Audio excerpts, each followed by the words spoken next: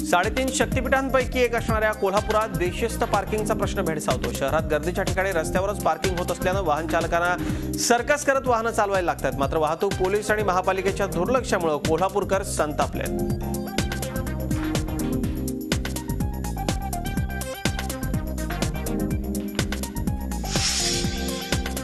कोल्हापुरातील मुख्य आणि उपनगरातल्या रस्त्यांची चाळण झाल्याने वाहन चालकांना अक्षरशः खड्ड्यांमधून मार्ग काढावा लागतोय। गरोथान योजनेतून वापरण्यात येणारं रस्त्याचं जे साहित्य आहे ते निकृष्ट आहे। कामही संथ गतीने सुरू आहे, त्यामुळे वाहन चालकांची परिस्थिती बिकट झाली।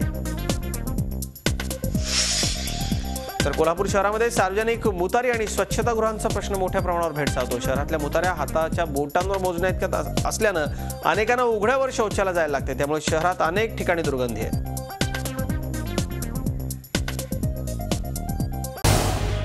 झी 24 तास रहा एक पाऊल पुढे।